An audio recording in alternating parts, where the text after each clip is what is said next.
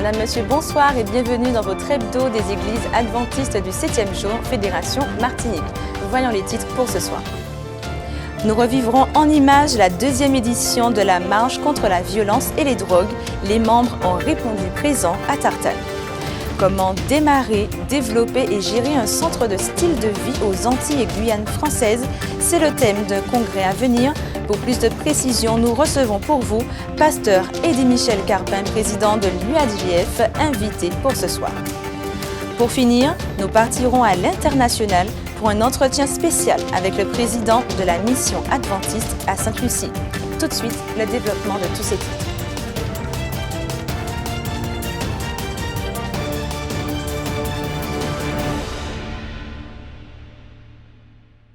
Une marche contre la violence et les drogues, c'était la 2e édition.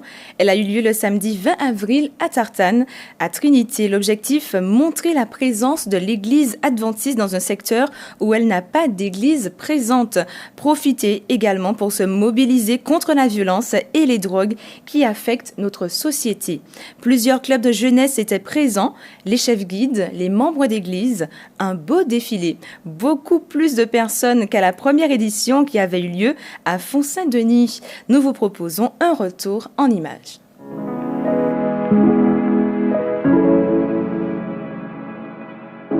Le samedi 20 avril 2024, la ville de Trinité, plus précisément le quartier de Tartane, a été le théâtre de la 2e édition de la marche contre la violence. Cet événement, organisé par la FFJA et les ministères personnels de l'Église adventiste du 7e jour à la Martinique, a réuni des centaines de sympathisants déterminés à exprimer leur rejet de la violence sous toutes ses formes. Les participants, de tous âges et de tous horizons, ont convergé vers le point de départ de la marche. Au cours de celle-ci, des slogans ont été scandés, mettant en lumière les problématiques auxquelles la communauté est confrontée et appelant à des actions concrètes pour promouvoir le respect mutuel et la non-violence.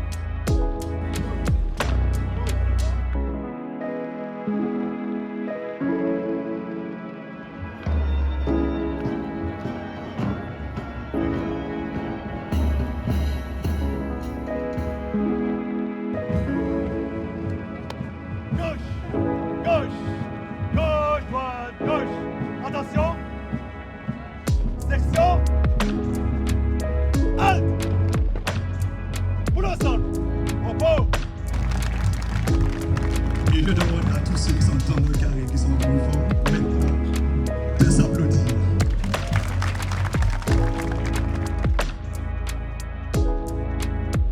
Prenez vos distances. Fixe. Revenez. Fixe.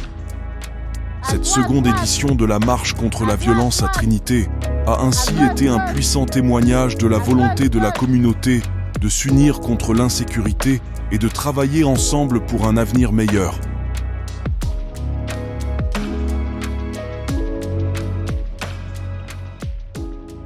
Bonjour, je suis Salomé, celle qui a fait la parade. Alors, on a fait une parade sur le thème du défilé, la non-violence, les drogues. Et ça nous a pris quelques samedis de répétition, quelques sacrifices, mais bon, on y est arrivé. Merci aux chefs qui nous ont encadrés.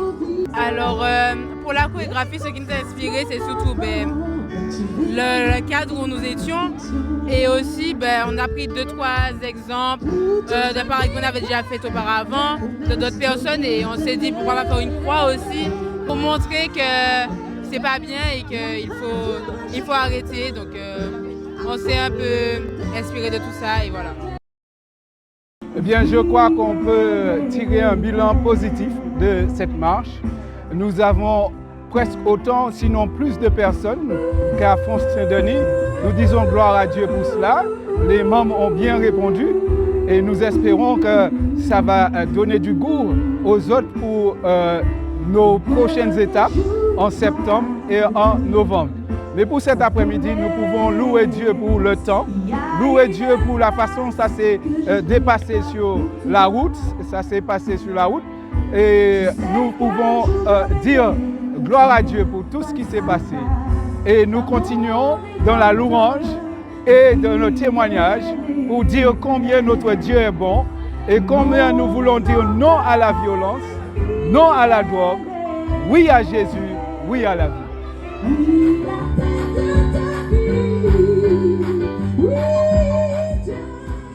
La marche s'est conclue par un rassemblement où la louange et les témoignages ont été partagés, mettant en valeur les efforts collectifs pour combattre la violence et promouvoir la paix.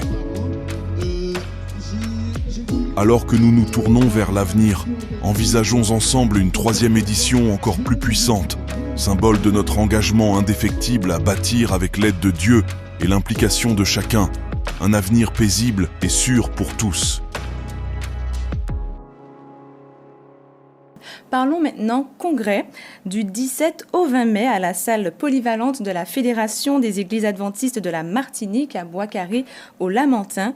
Un thème, comment démarrer, développer et gérer un centre de style de vie aux Antilles et Guyane françaises. C'est le thème qui sera abordé. Notre invité du jour nous en parle plus en détail. Avec nous sur ce plateau, pasteur Eddy-Michel Carpin, président de l'Union des Antilles et Guyane françaises. Pasteur Carpin, bonsoir.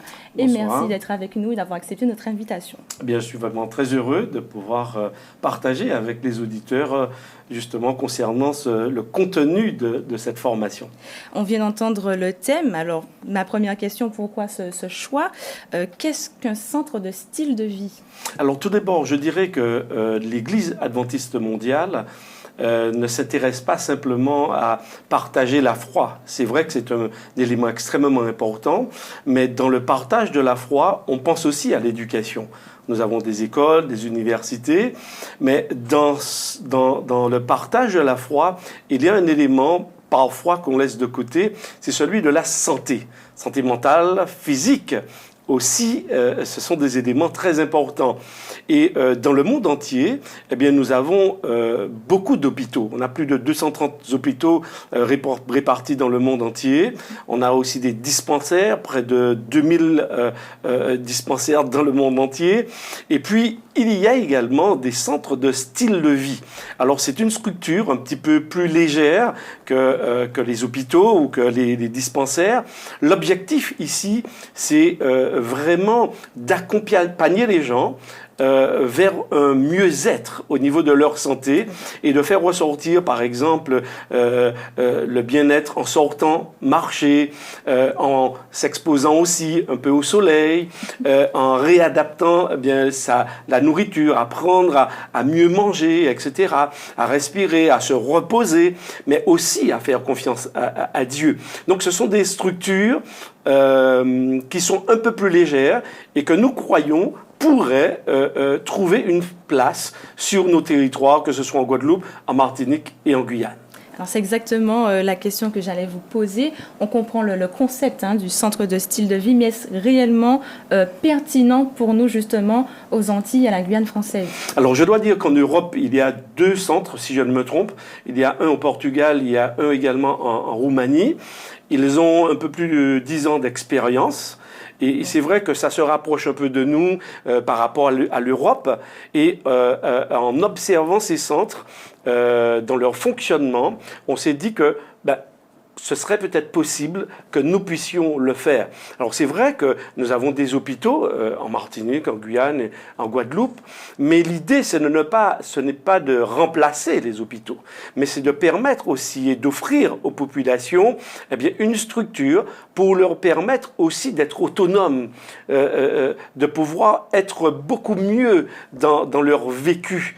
Et nous pensons eh bien, qu'avec ce public qui viendra, eh bien, nous pourrons les aider de façon très pratique à concevoir, avoir un projet de centre de style de vie qu'ils pourraient mettre en place soit de façon indépendante, parce que c'est tout à fait possible, ou en collaboration, vraiment en partenariat, je dirais, avec une des fédérations sur le territoire ou avec l'Union des Antilles et Guyane françaises. Très bien. D'ailleurs, pour aborder ce thème, vous avez fait le choix d'un intervenant, Monsieur Charles Zeno.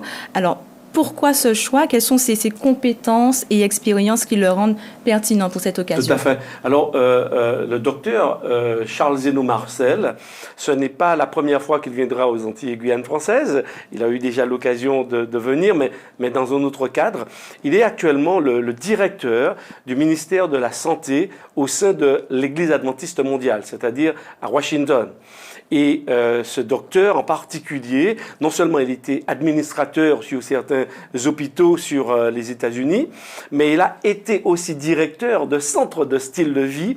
Il en a mis en place un certain nombre et nous voulons justement bénéficier de son expérience, de son expertise pour avoir accompagné également un certain nombre de groupes à mettre en place et à réaliser leurs projets.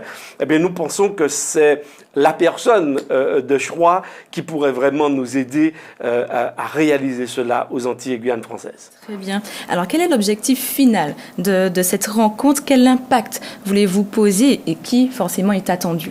Alors, qui sont ceux qui sont attendus? Alors, je dirais tout d'abord, bien sûr, des administrateurs de l'Église en Martinique, en Guadeloupe ou en Guyane, ou des représentants, les responsables également de santé, peut-être sur les territoires. Bon, on le fait en Martinique, donc si certains sont vraiment intéressés par avoir cette information, être formés par rapport à cela, savoir ce que cela peut coûter, eh bien moi je les invite vraiment à venir.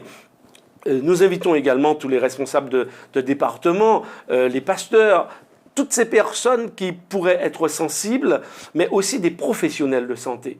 Je sais qu'il y a certains qui peut-être ont des projets qui fourmillent et celui-là pourrait justement faire partie et entrer justement dans l'un de leurs projets. Donc nous souhaitons véritablement que ces personnes puissent être interpellées, qu'elles puissent s'inscrire, qu'elles puissent vraiment contacter la Fédération de la Martinique ou l'Union pour l'inscription. Mais en tous les cas, nous croyons que c'est une structure extrêmement pertinente pour nos territoires parce que nous sommes confrontés à un certain nombre de maladies, d'accord, qui sont aussi, je pourrais dire, depuis de longues années que l'on retrouve aux Antilles.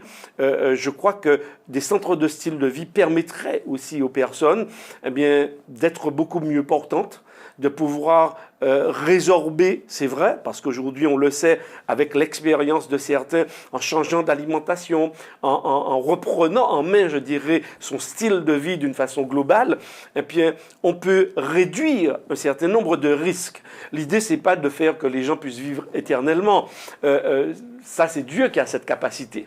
Mais nous, dans notre message, nous croyons par contre que les habitants de la planète Terre, des Antilles et Guyane françaises, peuvent mieux vivre, surtout dans notre contexte des îles Martinique, Guadeloupe, profiter justement du soleil, profiter de l'air que nous avons, un air quand même assez pur, profiter de la plage, profiter d'un certain nombre de choses pour nous permettre d'être beaucoup mieux portant en tous les cas. Très bien. Donc vous souhaitez, en résumé, apporter un accompagnement pour un meilleur style de vie. Ah oui, tout à fait. C'est ce que nous souhaitons dans le message global de l'Église, de l'Église adventiste. Nous pensons à la personne de façon globale et c'est ce que nous voulons offrir non seulement aux adventistes, mais aussi à la population. Très bien. Nous rappelons les dates du 17 au 20 mai. Donc aura lieu ce congrès à la salle polyvalente de la Fédération des Églises adventistes de la Martinique à Bois-Carré au Lamentin. Le thème choisi, comment démarrer, développer et gérer un centre de style de vie aux Antilles et Guyane françaises. Tout à fait, tout à fait. Bien. Nous espérons donc qu'ils seront nombreux et qu'ils repartiront vraiment avec des idées plein la tête, mais aussi surtout avoir un projet concret, puisqu'on va être très concret par rapport au territoire de la Martinique. Donc on va travailler sur quelque chose de vraiment palpable et nous croyons que Dieu va nous accompagner pour la réalisation de ce projet. Très bien, une occasion de pouvoir mettre en commun également les compétences sur le territoire. Tout à fait. Merci beaucoup, Pasteur Carpin. Nous rappelons que vous êtes le président de l'UAGF. Merci pour votre intervention et de nous avoir informés sur ce congrès et nous vous souhaitons un bon courage pour la suite. Merci beaucoup. Merci, Elissa. Tout de suite, une actualité spéciale. Le président de la Fédération des Églises adventistes à la Martinique souhaite adresser un message à toute la communauté suite à la perte soudaine de beaucoup de nos membres depuis la Covid-19. Monsieur le Président, la parole est à vous. Chers frères et sœurs, chers membres de l'Église adventiste du 7e jour de la Martinique, chers sympathisants, depuis la fin de l'épidémie de la Covid-19, j'ai vivement souhaité m'entretenir avec vous. Depuis cette période et dans les mois qui ont suivi, beaucoup ont été durement frappés par le deuil. Et nous voulons vous exprimer notre soutien et notre profonde sympathie. Nous avons observé depuis quelque temps, avec tristesse et étonnement, la survenance de nombreux décès à caractère subit dans nos rangs et dans nos familles, avec l'accroissement de cas de maladies fulgurantes. L'accumulation de ces différentes situations peut créer un climat de grande souffrance individuelle et collective et mettre à rude épreuve l'expression de notre foi. Je veux, par ces quelques mots, encourager chacun à raviver sa foi dans la promesse du retour de notre Seigneur et Sauveur Jésus-Christ. Ce n'est pas le moment de se replier sur soi, ni de céder au découragement ou à la critique. Que chaque membre d'Église fasse l'effort pour soutenir un autre frère, une autre famille, par un geste de fraternité, par un appel téléphonique ou par une parole de réconfort. Faisons particulièrement attention à nos personnes âgées, à nos membres isolés, nos aînés, à nos nouveaux baptisés et surtout à nos malades. Que personne ne soit laissé pour compte. Alors que nous nous approchons de la fin, que chacun relève la tête et renouvelle son engagement avec Dieu par la prière et l'étude de la Bible. Ce n'est pas le moment de s'éloigner de notre assemblée, bien au contraire. Notre Église, dans ces derniers temps, est et sera l'objet d'attaques répétées de l'ennemi, cherchant à séduire et à décourager le plus grand nombre. Ne soyons donc ni surpris, ni étonnés, puisque par les paroles de Jésus lui-même, il faut que ces choses arrivent. Luc 21, verset 9. Au point de séduire, s'il était possible, même les élus. Matthieu 24, verset 24. Préparons-nous donc, bien-aimés, à faire face au temps de crise qui est devant nous, par un retour à une étude quotidienne de la parole de Dieu, à la prière, en veillant les uns sur les autres dans l'attente de l'effusion du Saint-Esprit. Que ces paroles de Jésus soient notre soutien. Celui qui persévérera jusqu'à la fin sera sauvé. Matthieu 24, verset 13. Et voici, je suis avec vous, disait Jésus, tous les jours et jusqu'à la fin du monde. Matthieu 28, verset 20. Maranatha, Jésus revient bientôt. Je vous propose de partir maintenant à l'international pour un entretien spécial. Lors de cette entrevue privée, un état des lieux de l'église de Sainte-Lucie est fait. On y voit l'importance d'enseigner de manière approfondie les fondamentaux des doctrines adventistes en guise de préparation face aux crises à venir. Il y a eu aussi un plan pour reconquérir les jeunes et les membres qui ont quitté l'église. La mission a pour objectif de lutter contre la violence, notamment via le département famille et le département éducation.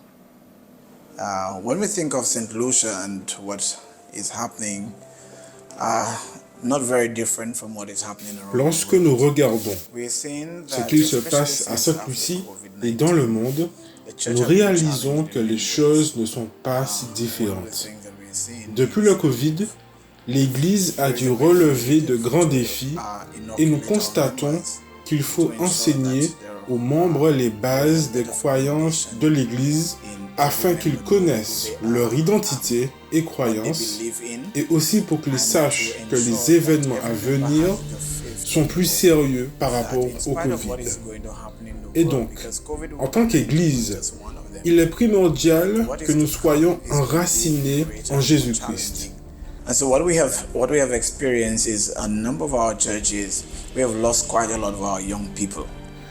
Nous notons également que nous avons perdu beaucoup de jeunes. Mais nous avons déjà mis en place une stratégie pour qu'ils reviennent à l'Église, ainsi que les autres membres qui eux aussi ont quitté l'Église. That a number of persons who at the time got weakened and left the church. Néanmoins, je dois dire que nous avons des raisons de rendre gloire à Dieu, car plusieurs membres ayant rejoint des mouvements dissidents reviennent de plus en plus. D'où l'importance pour nous de nous focaliser sur l'enseignement biblique, de passer plus de temps sur les prophéties, sur notre héritage adventiste et les défis à venir. The trials that is to come upon the church. And this year we have been paying attention to is the all. Cette année particulièrement, nous travaillons sur un programme intitulé Implication totale des familles, où chaque membre de chaque famille travaille dans la conversion d'une autre famille pour l'œuvre. We're spending much time in Adventist education. This is the main challenge we run. Nous passons beaucoup de temps dans l'éducation adventiste. C'est un grand défi pour nous parce que nous gérons 4 écoles, 3 écoles primaires et un collège. Nous consacrons donc beaucoup de nos efforts à l'éducation adventiste avec le peu de moyens financiers à notre disposition. Mais Dieu est bon, car nous constatons que plusieurs parents retirent leurs enfants du secteur public pour les placer dans nos écoles parce qu'ils ont la conviction que nos institutions sont plus sûres, ce qui nous pousse à travailler à l'amélioration de l'image et du cursus de nos établissements. Nous voyons des élèves qui n'ont pas excellé dans le domaine académique, exceller dans le milieu professionnel et être en mesure de mieux s'intégrer dans la société. En vue de la prochaine rentrée scolaire, des efforts sont déployés pour renforcer les cursus et offrir davantage de matières pratiques permettant ainsi aux élèves de s'épanouir pleinement.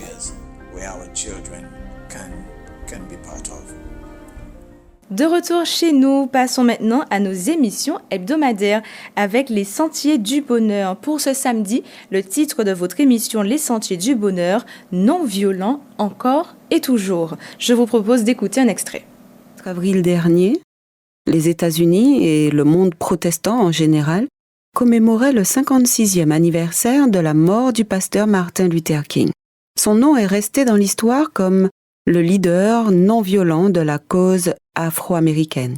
Sa détermination à demeurer non violent dans sa lutte pour les droits civiques et l'égalité raciale a suscité et suscite encore aujourd'hui l'admiration parce que non seulement les autorités de l'époque réprimaient violemment. L'intégralité de votre émission est disponible sur le site adventiste.mq ou sur les ondes d'Espérance FM les 91.6 le samedi à 13h. Mesdames, à vous l'honneur avec votre émission hebdomadaire Femmes vertueuses, Femmes de valeur. Dans l'épisode de cette semaine, on reçoit pour vous Suzanne Bajal. Voyons quelques images. Donc je suis partie et j'étais chez ma cousine et il est venu me chercher pour me ramener à la maison de la campagne. Et moi, je suis allée prier. J'ai dit, Seigneur, maintenant, si la foi chrétienne, que tu m'as permis de choisir, est la vraie, alors permets que mon père ne puisse pas me ramener à la campagne. Retrouvez l'intégralité de cette interview samedi dès 7h sur votre chaîne Espérance Média Martinique. Le Worship Moment, votre rendez-vous de louange. Il vous est proposé par le JMC Quartet avec une reprise de Here I Stand. Vous pourrez profiter de la totalité de ce morceau déjà disponible sur votre chaîne YouTube Espérance Média Martinique. Écoutons d'ores et déjà un extrait.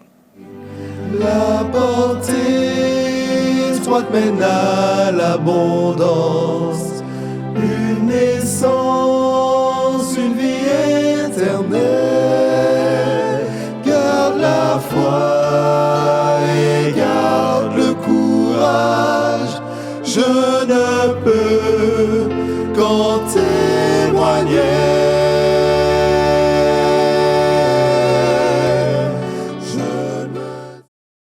Très beau morceau, passons aux prévisions météo pour ce samedi avec Ruby.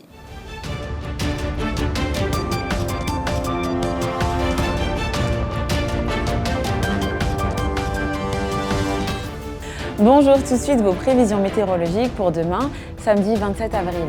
La température est prévue entre 22 degrés pour le nord de l'île et 29 degrés pour le centre et pour le sud de l'île. Demain matin, nous aurons le droit à un beau ciel dégagé et ensoleillé. Dans l'après-midi, quelques courtes averses au nord viendront rafraîchir un peu l'air. La mer sera belle et relativement calme en Caraïbes, avec des crues moyens d'1,60 m. Côté Atlantique, elle sera un peu plus agitée, ainsi que dans les canaux, avec des crues moyens d'1,80 m. Pas de vigilance particulière à signaler, nous sommes sur un joli large. L'indice atmosphérique en ce moment reste encore moyen suite à cet épisode de pollution qui se régule progressivement. Il n'y a aucune procédure d'alerte pour ce samedi. Le soleil se lèvera à 5h43 pour se coucher à 18h20. Merci d'avoir suivi ce point météo, je vous souhaite une très belle soirée. Merci Ruby pour ces prévisions. C'est tout pour ce soir. Retrouvez votre prochain JT vendredi prochain à 19h. Je vous souhaite une bonne soirée et un bon sabbat sur Espérance Média. Prenez soin de vous.